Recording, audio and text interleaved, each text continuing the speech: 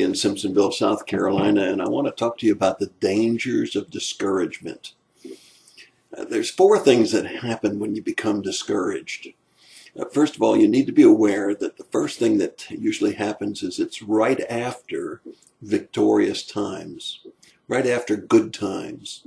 It almost always comes as a destabilizing force in your life after you've had some victories, after things are feeling really good in your life, which destabilizes you because you think everything's so great, and then all of a sudden it seems like the bottom fell out. The second thing is that it dulls your will and lessens your enthusiasm. It dulls your will to do what you need to do and lessens your enthusiasm.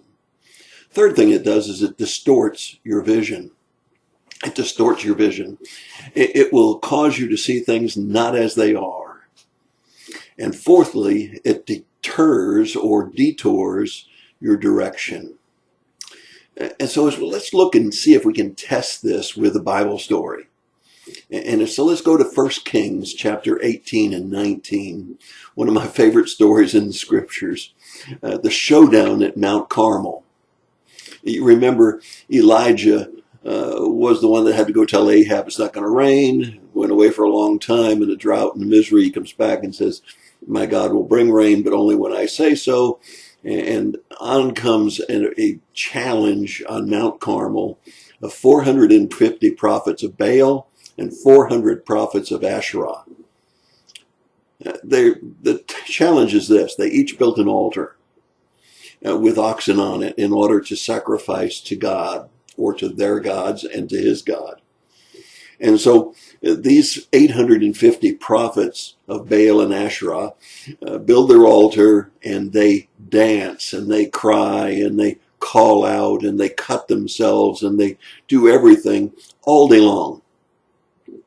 Nothing happens. Absolutely nothing happens. And Elijah even taunts them. What's the matter? Is your God busy? Is he deaf? What's the problem? And Elijah takes his altar and he asks for 4 pitchers of water to be filled. And he pours them all over the wood and all over the offering. And then he has them fill the pitchers a second time. Oh, that's not enough. He has them fill the pitcher a third time. So now he's poured 12 pitchers of water until the trench around the altar is filled with water. That's how saturated everything was. And he prays a simple prayer.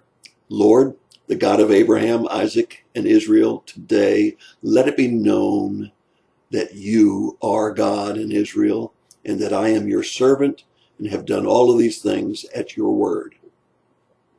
Answer me, O Lord, answer me, that this people may know that you are Lord, you are God, and that you have turned their hearts back again.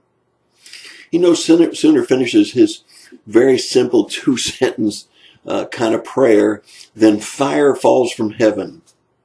It burns the oxen, the altar offering. It burns the wood. It burns the stone. It licks up all of the water in the trench and leaves nothing on the ground.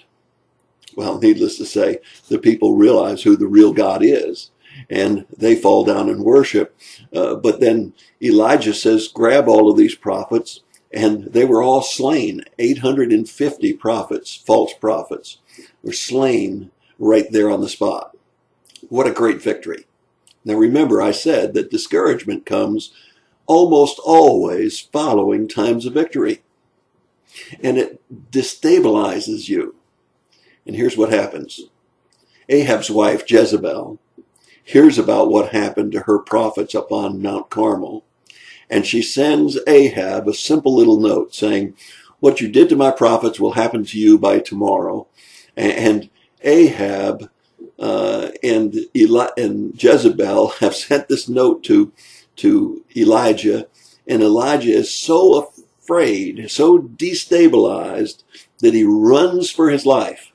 Now here's a guy that just took on 850 prophets.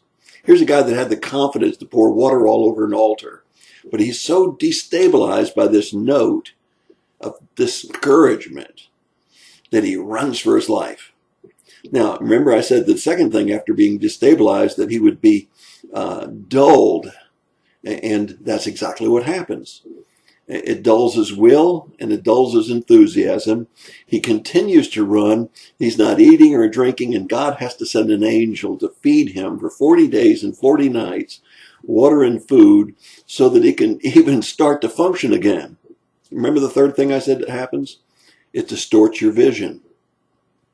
When Elijah is in the cave, he cries out to God and he says, I alone am left as the only prophet of God. It wasn't true. God had thousands of prophets still, but it distorted his vision. He thought he was in this alone and he was the only one that was standing up for God. It distorted his vision, and that causes him to have a pity party and feel so sorry for himself that his whole vision is distorted. Remember, where the vision is gone, the people perish. The third thing that I said that happens was you become in the middle of a detour and you're held back from the direction that God wanted you to take.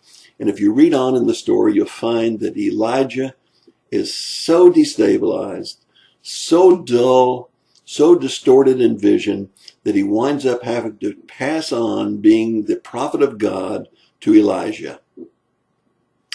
He missed out on God's best. Imagine all of the wonderful experiences he could have had, like he had on Mount Carmel, if he hadn't just become discouraged. Discouragement can really take you out of the center of God's will. It can really keep you from doing the best and experiencing the best that God has for you. And that's your thought for the day. Don't be discouraged, my friend. God's on his throne and you're not alone. He's got lots of other believers that are his children too. Have a good day.